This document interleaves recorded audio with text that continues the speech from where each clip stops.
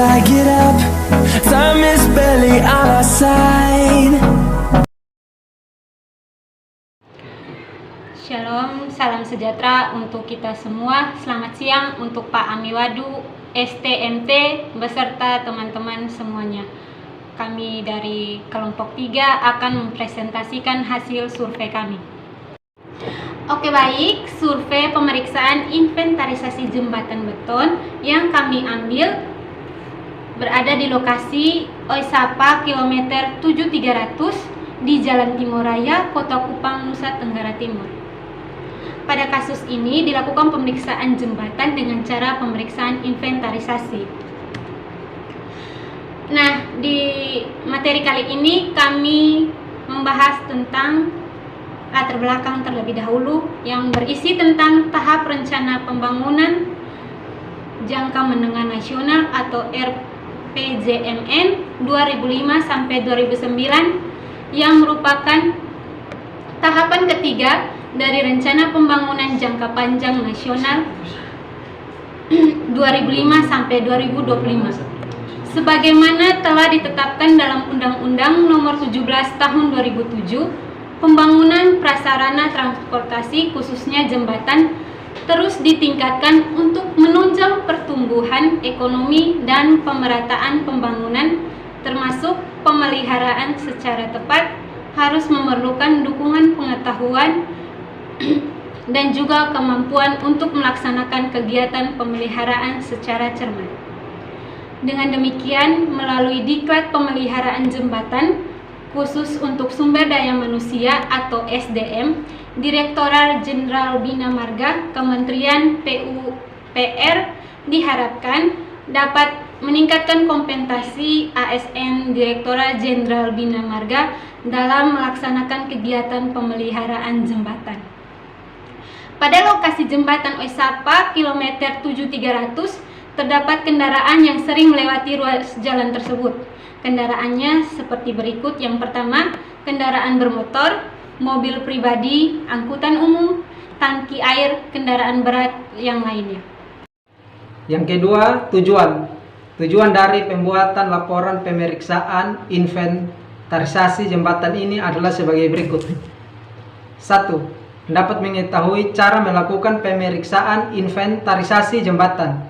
Yang kedua, dapat melakukan penilaian pada kondisi jembatan. Yang ketiga, dapat mengetahui hasil pemeriksaan inventarisasi pada jembatan. Yang keempat, dapat menilai kondisi jembatan menggunakan metode BCR pada jembatan. Yang kelima, dapat menentukan prioritas penanganan pada jembatan yang berbeda berdasarkan analisa BCR. Pemeriksaan inventarisasinya dapat dilakukan secara mendetail. Dalam melakukan pemeriksaan tersebut dibutuhkan sebuah metodologi dalam mengumpulkan data hingga mengolah data tersebut, sehingga dapat disimpulkan beberapa kondisi jembatan yang ditinjau. Ada beberapa langkah-langkah dalam melakukan pemeriksaan jembatan. Secara umum dapat dilihat pada gambar di samping. Dalam melakukan suatu pemeriksaan jembatan, terdapat beberapa tahapan yang harus dilakukan.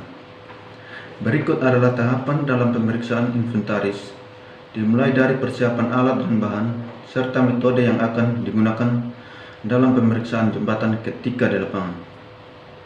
Alat yang digunakan dapat dilihat pada tabel berikut. Tahapan pemeriksaan di lapangan. Tahapan pemeriksaan di lapangan dilakukan dengan menggunakan metode dan tahapan yang sesuai pada PMS.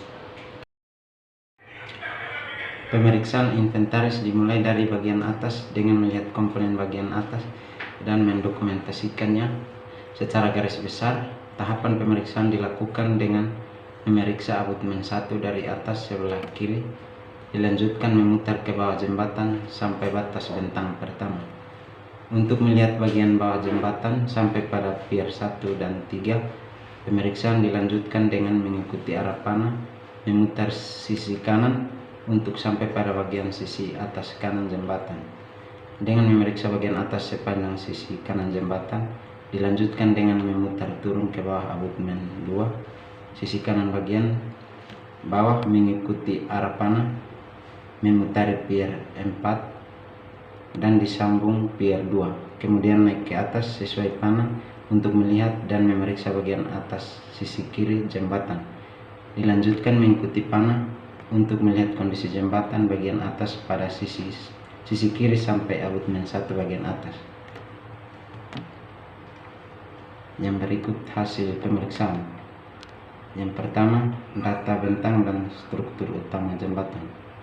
Data bentang dapat dilihat pada gambar di bawah ini. Yang kedua, struktur utama. Struktur utama jembatan dibagi ke dalam 3 komponen, yaitu yang pertama struktur atas.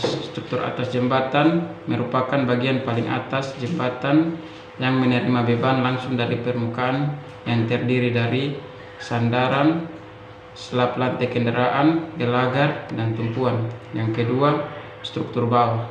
Struktur bawah jembatan berfungsi memikul dan meneruskannya ke pondasi akibat dari seluruh beban struktur atas dan beban yang dipikul tanah. Struktur bawah jembatan terdiri dari oprin, pier, kepala pier, dan tumpuan bearing. Yang kedua, lintasan bawah terdiri dari trotoar, median, dan marka jalan. Yang ketiga, pelengkap dan data pelengkap formulir pemeriksaan inventarisasi digunakan untuk memberikan informasi umum mengenai pembatasan fungsional, lalu lintas jembatan, jalan memutar, dan jalan alternatif. Data banjir tertinggi, tipe jembatan, dan gambar konstruksi terlaksana untuk membantu persiapan strategi penanganan jembatan. Yang terakhir, pemberian nilai kondisi dilakukan setelah dilakukannya pemeriksaan jembatan dan pengelompokan komponen jembatan yang terdiri dari beberapa, yaitu A. Coding komponen jembatan. Yang pertama, tahapan coding dilakukan dengan cara memisahkan komponen menjadi bagian lebih kecil dari komponen tersebut dengan batasan sampai dengan level 4. Tabel coding komponen jembatan dapat dilihat pada tabel berikut. Yang berikut prediksi kerusakan atau kondisi. Prediksi kerusakan atau kondisi dilakukan dengan cara mendetailkan tiap komponen, kemudian mencantumkan letak, kondisi lapangan, dan pemberian nilai CR. Setiap gambar yang telah kami survei telah kami cantumkan dalam tabel prediksi kerusakan. Misalnya sebagai contoh, yang pertama, dinding sayap, tipe batu kali, nilai CR 5, letak samping jembatan, keterangan kotor dan berlumut, kondisi yang kami lihat baik, dan usulan atau saran yang kami berikan pembersihan dalam pemeliharaan. Yang berikut, menentukan nilai BCR dilakukan dengan merekapitulasi tabel prediksi kerusakan dan nilai, dicari nilai kondisional ratio yang paling kecil di setiap komponen yang telah diketahui, nilai bobot tiap komponen. Menentukan nilai bridge condition ratio didapatkan dengan menggunakan rumus seperti di bawah ini. Sigma bobot kali nilai CR per sigma bobot. Nama komponen, gelagar utama, bobot 10, abutmen 8, dek 8, dudukan jembatan 6, dinding sayap 5, dinding belakang 5, join 4, trotoar 2. Tabel perhitungan di samping dapat dilihat seperti contoh pertama, gelagar utama. Contoh pertama, sigma 10 kali 5. Yang pertama, sigma 10 itu didapat dari gelagar utama karena bobotnya 10. Jadi dikali dengan nilai CR yaitu 5 dibagi dengan bobot lagi yaitu 10 didapatkan 5. Sekian hasil presentasi dari kelompok kami hari ini. Kami ucapkan Selamat siang dan terima kasih.